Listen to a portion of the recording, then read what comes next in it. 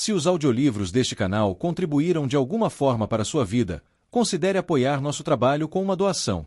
Sua contribuição é essencial para que possamos continuar produzindo e compartilhando conteúdo de qualidade. O link para a doação via Pix está disponível na descrição. Obrigado. Capítulo 44. Dois artesãos. Perrin acordou com um farfalhar. Abriu os olhos, cauteloso, e se viu em um quarto escuro. Palácio de Berelaim, ele se lembrou. O som das ondas havia diminuído lá fora, os chamados das gaivotas silenciados. Trovões ribombavam, distantes. Que horas eram? O cheiro era de manhã, mas ainda estava escuro lá fora. Ele teve dificuldade em distinguir a silhueta escura que se movia pelo quarto em sua direção. Ficou tenso até identificar o cheiro. Chiad? Ele perguntou, sentando-se. O Aiel não se sobressaltou, embora tivesse certeza, pela forma como ela parou, de que a surpreendera. Eu não deveria estar aqui, sussurrou ela. Estou levando minha honra ao limite do que deveria ser permitido. É a última batalha, Chiad, disse Perrin. Você tem permissão para desafiar alguns limites, supondo que ainda não tenhamos vencido. A batalha em Merrilor foi vencida, mas a batalha maior, a de Takandar, ainda continua. Preciso voltar ao trabalho, disse Perrin. Estava apenas de roupa íntima. Não se deixou abalar por isso. Um Aiel como Chiad não coraria. Afastou o cobertor. Infelizmente, o cansaço que o consumia havia diminuído apenas um pouco. Não vai me mandar ficar na cama? Perguntou ele, procurando, cansado, a camisa e as calças. Estavam dobradas com um martelo aos pés da cama. Ele teve que se encostar no colchão enquanto caminhava até lá. Você não vai me dizer que não tenho nada a ver com brigar enquanto estou cansado? Toda mulher que conheço parece achar que essa é uma de suas principais funções. Descobri, disse Chiad secamente, que apontar a estupidez só serve para tornar os homens mais estúpidos. Além disso, sou Gaishain. Não é meu lugar. Ele olhou para ela e, embora não conseguisse vê-la corar na escuridão, conseguia sentir o cheiro do seu constrangimento. Ela não estava agindo como Gaishain. Rand deveria ter liberado todos vocês dos seus votos. Ele não tem esse poder, ela disse com veemência. De que adianta a honra se o tenebroso vencer a última batalha? Perrin retrucou, ajeitando as calças. É tudo, disse Chiad suavemente. Vale a pena morrer, vale a pena arriscar o próprio mundo. Se não temos honra, é melhor perder. Bem, ele supôs que havia coisas sobre as quais diria o mesmo. Não usar vestes brancas ridículas, é claro, mas ele não faria algumas das coisas que os mantos brancos fizeram, mesmo que o mundo estivesse em jogo. Ele não a pressionou mais. Por que você está aqui? Perguntou ele, vestindo a camisa. Gaul, disse Chiad. Ele está. Oh, luz, disse Perrin. Eu devia ter te contado antes. Ultimamente, meu cérebro é sucata, Chiad. Ele estava bem quando deixei. Ele ainda está no sonho, e o tempo passa mais devagar onde ele está. Provavelmente só se passou 1 hora, mais ou menos, mas preciso voltar para ele. Em seu estado, ela perguntou, ignorando o fato de que havia dito que não iria repreendê-lo por isso. Não, disse Perrin, sentando-se na cama. Da última vez, quase quebrei o pescoço. Preciso de uma Aes Sedai para me curar da fadiga. Essa coisa é perigosa, disse Chiad. Mais perigoso do que deixar Rand morrer, disse Perrin. Mais perigoso do que deixar Gaul sem um aliado no mundo dos sonhos, protegendo o Karakarn sozinho. É provável que aquele ali se esfaqueie com a própria lança se for deixado para lutar sozinho, disse Chiad. Eu não quis dizer. Silêncio, Perrin Aibara. Vou tentar. Ela saiu com um farfalhar de pano. Perrin deitou-se na cama, esfregando os olhos com a base das palmas das mãos. Ele estivera muito mais seguro de si quando lutara contra o matador da última vez, mas ainda assim falhara. Cerrou os dentes, esperando que Chiad retornasse logo. Algo se moveu do lado de fora do seu quarto. Ele se recuperou e se sentou novamente. Uma grande figura escureceu a porta e então removeu o escudo de uma lâmpada.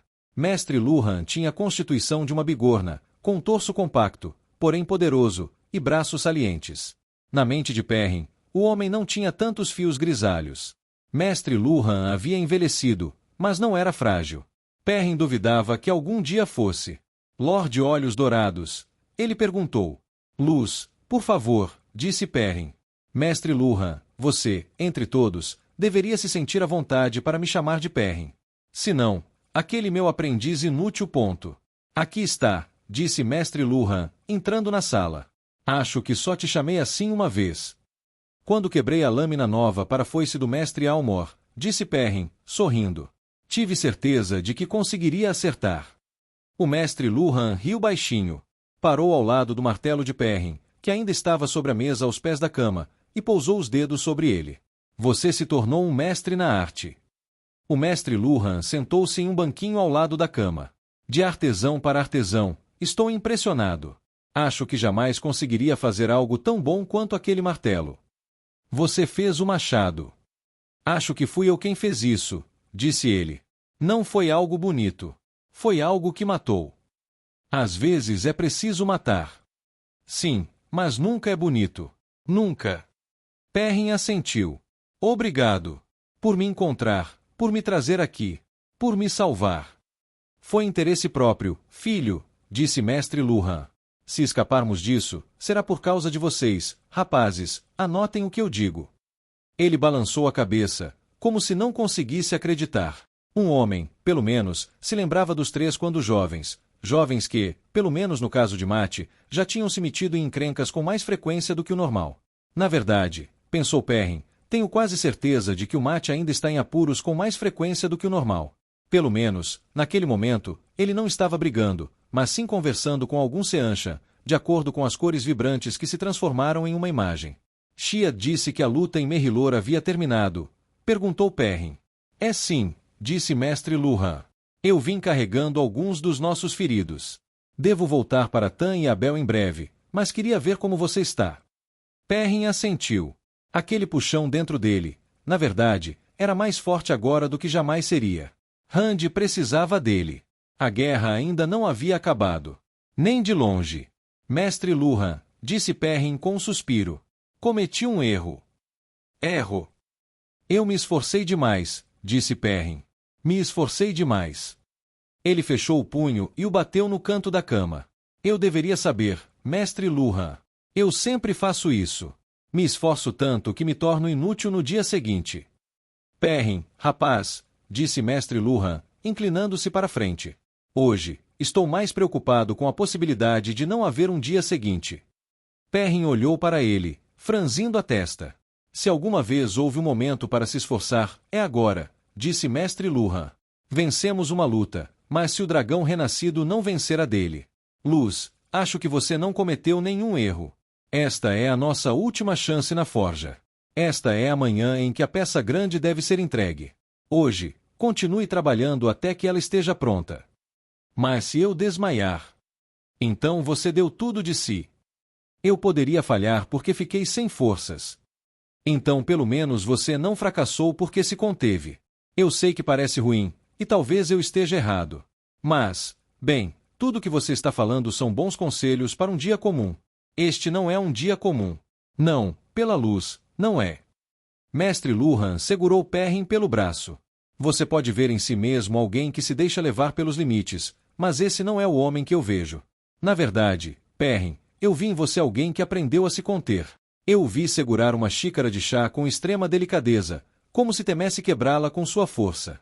Eu o vi apertar a mão de um homem, segurando a mão dele com tanto cuidado, sem nunca apertar com muita força. Eu o vi se mover com reserva deliberada, para não empurrar ninguém ou derrubar nada. Essas foram boas lições para você aprender, filho. Você precisava de controle. Mas, em você, vi um menino se transformar num homem que não sabe como se livrar dessas barreiras. Vejo um homem que tem medo do que acontece quando ele se descontrola um pouco. Sei que você faz o que faz porque tem medo de machucar as pessoas. Mas, Perrin, é hora de parar de se conter. Não vou me conter, Mestre Luhan, protestou Perrin. Sério, eu prometo. É mesmo? Bem, talvez você tenha razão. Mestre Luhan de repente sentiu um cheiro de constrangimento. Olhe para mim. Aqui, agindo como se fosse da minha conta. Eu não sou seu pai, Perrin. Me desculpe. Não, disse Perrin enquanto Mestre Luhan se levantava para ir embora. Eu não tenho mais pai. Mestre Luhan lançou-lhe um olhar pesaroso. O que aqueles Trollocs fizeram? Minha família não foi morta por Trollocs, disse Perrin suavemente. Foi Padan Fain. O quê? Tem certeza? Um dos mantos brancos me contou, disse Perrin. Ele não estava mentindo. Bem, então, disse Luhan. Felizmente, ele ainda está por aí, não está? Sim, disse Perrin. Ele odeia Rand. E tem outro homem. Lord Luke. Você se lembra dele? Ele recebeu ordens para matar Rand. Eu acho que os dois vão tentar matá-lo, antes que isso acabe. Então você terá que garantir que eles não tenham sucesso, não é? Perrin sorriu e se virou para os passos lá fora. Shead entrou um instante depois, e ele pôde sentir a irritação dela por tê-la sentido. Ban a seguiu, outra figura completamente branca. E atrás delas, Mazuri. Não era a Aes Sedai que ele teria escolhido. Perrin sentiu os lábios se apertarem. Você não gosta de mim, disse Mazuri. Eu sei disso. Eu nunca disse isso, respondeu Perrin. Você me foi de grande ajuda durante nossas viagens. E, no entanto, você não confia em mim, mas isso não vem ao caso. Você deseja ter suas forças restauradas, e eu provavelmente sou a única disposto a fazer isso por você. As sábias e as amarelas te dariam uma surra de criança por querer ir embora. Eu sei, disse Perrin, sentando-se na cama. Ele hesitou. Preciso saber por que você estava se encontrando com Mazema pelas minhas costas. Vim aqui para atender a um pedido, disse Mazuri, com um cheiro de diversão, e você me diz que não me deixa fazer esse favor até que eu responda ao interrogatório. Por que fez isso, Mazuri? Disse Perrin. Fala logo. Eu planejava usá-lo, disse a esguia Aes Sedai. Usá-lo. Ter influência sobre alguém que se autodenominava profeta do dragão poderia ter sido útil. Ela cheirava a constrangimento. Era uma época diferente, Lord Aibara. Antes de eu o conhecer. Antes de qualquer um de nós o conhecer. Perrin resmungou. Eu fui tola, disse Mazuri. Era isso que você queria ouvir? Eu fui tola, e já aprendi. Perrin a encarou, suspirou e estendeu o braço. Ainda era uma resposta a Aes Sedai, mas uma das mais diretas que ele já ouvirá. Faça isso, disse ele. E obrigado. Ela segurou o braço dele. Ele sentiu o cansaço evaporar, sentiu-o ser empurrado para trás, como uma colcha velha sendo guardada em uma caixinha. Perrin sentiu-se revigorado, fortalecido, poderoso novamente. Praticamente deu um pulo ao se levantar. Mazuri desabou, sentando-se na cama. Perrin flexionou a mão, olhando para o punho. Sentia-se como se pudesse desafiar qualquer um, até mesmo o próprio Tenebroso. Isso é maravilhoso. Disseram-me que sou excelente nesta tecelagem em particular, disse Mazuri. Mas cuidado, ela... Sim, disse Perrin. Eu sei. O corpo ainda está cansado. Eu simplesmente não consigo senti-lo. E, enquanto refletia, essa última parte não era exatamente verdade. Ele sentia sua fadiga, como uma serpente no fundo de sua toca, espreitando e esperando. Ela o consumiria novamente. Isso significava que ele precisava terminar o trabalho primeiro. Respirou fundo e convocou o martelo. Ele não se moveu. Certo, pensou ele. Este é o mundo real, não o sonho do lobo. Aproximou-se e prendeu o martelo nas alças do cinto, as novas que ele havia feito para segurar o martelo maior. Virou-se para Shead, que estava parada junto à porta. Também sentia o cheiro de banho lá fora, para onde ela havia se refugiado. Eu o encontrarei, disse Perrin. Se ele estiver ferido, eu o trarei aqui. Faça isso, disse Shead, mas você não nos encontrará aqui. Você está indo para Merrilor? Perguntou Perrin, surpreso. Shead disse, alguns de nós são necessários para trazer os feridos para serem curados. Não é algo que os Gai'Shain tenham feito no passado, mas talvez seja algo que possamos fazer desta vez. Perrin assentiu e fechou os olhos. Imaginou-se quase dormindo, à deriva. O tempo no sonho do lobo havia treinado sua mente bem. Ele conseguia se enganar, com concentração. Isso não mudava o mundo ali, mas mudava suas percepções. Sim, à beira do sono, e lá estava o caminho. Ele pegou o galho em direção ao sonho do lobo em carne e osso e captou apenas um leve suspiro de Mazuri ao sentir-se transitando entre mundos. Ele abriu os olhos e mergulhou nos ventos fortes. Criou uma bolsa de ar calmo e, em seguida, atingiu o chão com as pernas fortalecidas. Apenas algumas paredes oscilantes restavam do palácio de Berelain deste lado. Uma delas se partiu, as pedras se estilhaçando e sendo puxadas para o céu pelos ventos. A cidade além havia desaparecido quase por completo, com montes de pedras aqui e ali indicando onde antes havia edifícios. O céu gemia como metal se curvando. Perrin convocou seu martelo e começou a caçada uma última vez. Tom Merrilin estava sentado em uma grande pedra enegrecida pela fuligem, fumando seu cachimbo, observando o mundo acabar. Ele sabia uma coisa ou duas sobre como encontrar o melhor ponto de vista para assistir a uma apresentação. Julgava que aquele era o melhor lugar do mundo. Sua pedra ficava bem ao lado da entrada do Fosso da Perdição, perto o suficiente para que, se ele se inclinasse para trás e apertasse os olhos, pudesse espiar e captar algumas das luzes e sombras que brincavam lá dentro. Olhou para dentro. Nada havia mudado. Fique segura aí, Moiraine, pensou ele. Por favor. Ele também estava perto o suficiente da beira da trilha para avistar o vale lá embaixo. Ele deu uma tragada no cachimbo, coçando o bigode. Alguém tinha que registrar isso. Ele não podia passar o tempo todo se preocupando com ela. Então, buscou em sua mente as palavras certas para descrever o que estava vendo.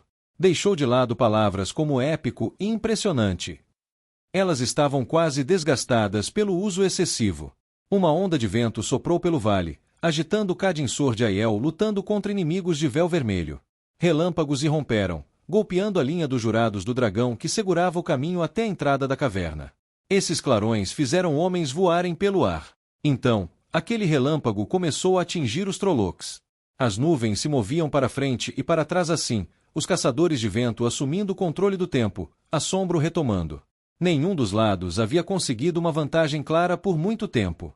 Feras sombrias e imponentes devastavam o vale, matando com facilidade. Os cães das trevas não sucumbiram, apesar do trabalho conjunto de dezenas. O lado direito do vale estava coberto por uma névoa espessa que, por algum motivo, os ventos da tempestade não conseguiam dissipar. Climático, pensou Tom, mastigando a haste do cachimbo. Não. Era esperado demais. Se você usasse as palavras esperadas, as pessoas ficavam entediadas. Uma grande balada precisava ser inesperada. Nunca seja esperado. Quando as pessoas começam a esperar por você, quando começam a antecipar seus floreios, a procurar a bola que você escondeu com um passe de mágica ou a sorrir antes que você chegasse ao ponto de virada da sua história, é hora de guardar sua capa, curvar-se mais uma vez para garantir e ir embora. Afinal, era isso que menos esperavam que você fizesse quando tudo estava indo bem. Ele se recostou novamente, espiando o túnel. Não conseguia vê-la, é claro. Ela estava muito longe. Mas ele conseguia senti-la, em sua mente, por causa do vínculo. Ela encarou o fim do mundo, com coragem e determinação. Apesar de tudo, ele sorriu. Abaixo, a batalha se desenrolava como um moedor de carne, despedaçando homens e Trollocs em pedaços de carne morta. Os Aiel lutavam na periferia do campo de batalha, enfrentando seus primos possuídos pelas sombras. Pareciam estar em pé de igualdade, ou pelo menos estavam antes da chegada dos Cães das Trevas. Mas eles eram implacáveis, esses Aiel. Não pareciam nem um pouco cansados, embora tivesse sido. Tom não conseguia precisar quanto tempo havia se passado. Dormira talvez 5 ou 6 vezes desde que chegara a Shaiol Ghul, mas não sabia se isso marcava os dias. Verificou o céu.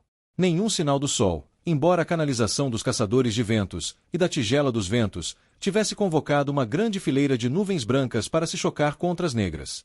As nuvens pareciam estar travando uma batalha própria, uma imagem inversa da luta abaixo. Preto contra branco. Perigoso, pensou ele. Não, essa não era a palavra certa. Ele certamente transformaria isso numa balada. Rand merecia. Moiraine também. Seria uma vitória tanto dela quanto dele. Ele precisava de palavras. As palavras certas. Ele os procurou enquanto ouvia os Aiel batendo lanças contra escudos enquanto corriam para a batalha. Enquanto ouvia o vento uivante dentro do túnel, enquanto podia senti-la parada no fim. Abaixo, os besteiros Domani giravam freneticamente. Antigamente, milhares deles atiravam. Agora, restava apenas uma fração. Talvez, aterrorizante. Era a palavra certa, mas não a palavra certa. Podia não ser inesperado, mas era muito, muito verdadeiro. Ele sentia isso até os ossos. Sua esposa lutando pela vida. As forças da luz o empurravam quase à beira da morte. Luz, mas ele estava com medo. Por ela. Por todos eles. Mas a palavra era trivial. Ele precisava de algo melhor, algo perfeito.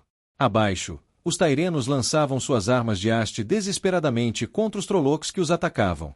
Os jurados do dragão lutavam com diversos tipos de armas. Uma última carroça a vapor estava quebrada ali perto, carregando flechas e virotes trazidos pelo último portal de Baerlon. Eles não viam suprimentos há horas. A distorção do tempo ali, a tempestade, estava afetando o poder único. Tom notou especialmente a carroça. Ele precisaria usá-la de uma forma que preservasse sua beleza, mostrando como suas laterais frias e de ferro haviam desviado flechas antes de sua queda. Havia heroísmo em cada fala, em cada puxão da corda do arco e em cada mão que segurava uma arma. Como transmitir isso? Mas como transmitir também o medo, a destruição, a pura estranheza de tudo aquilo? No dia anterior, numa estranha espécie de trégua sangrenta, ambos os lados haviam parado para recolher os corpos. Ele precisava de uma palavra que transmitisse a sensação de caos, morte, cacofonia, pura bravura. Abaixo, um grupo cansado de Aes Sedai começou a subir o caminho em direção aonde Tom esperava. Passaram por arqueiros que examinavam atentamente o campo de batalha em busca de desvanecidos. Esquisito, pensou Tom. Essa é a palavra. Inesperado, mas verdadeiro. Majestosamente requintado. Não, não majestosamente. Deixe a palavra se sustentar sozinha. Se for a palavra certa, funcionará sem ajuda. Se for a palavra errada, adicionar outras palavras só fará com que pareça desesperado. Era assim que o fim deveria ser. O céu se despedaçando enquanto facções lutavam pelo controle dos próprios elementos, pessoas de diversas nações resistindo com suas últimas forças. Se a luz vencesse, venceria por uma margem mínima. Isso, claro, o horrorizou. Uma emoção boa. Teria que entrar na balada. Ele deu uma tragada no cachimbo, e sabia que fazia isso para não tremer. Perto dali, um lado inteiro da muralha do vale explodiu, lançando pedras sobre as pessoas que lutavam abaixo. Ele não sabia qual dos canalizadores havia feito aquilo. Havia renegados naquele campo de batalha. Tom tentou ficar fora do caminho deles. É isso que acontece, velho, lembrou a si mesmo, por não saber a hora de desistir. Estava feliz por não ter conseguido escapar, por suas tentativas de deixar Rand, Mat e os outros para trás terem fracassado. Será que ele realmente queria ficar sentado em alguma estalagem tranquila enquanto a última batalha se desenrolava? Enquanto ela entrava lá sozinha? Ele balançou a cabeça. Era tão tolo quanto qualquer homem ou mulher. Só tinha experiência suficiente para reconhecer isso. Levava algumas temporadas até que um homem conseguisse entender isso.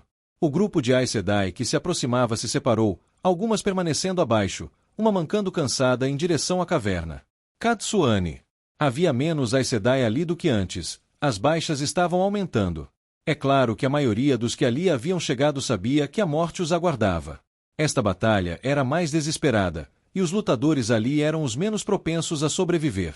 De cada 10 que tinham vindo a Shaiol Ghul para lutar, apenas um permanecia de pé.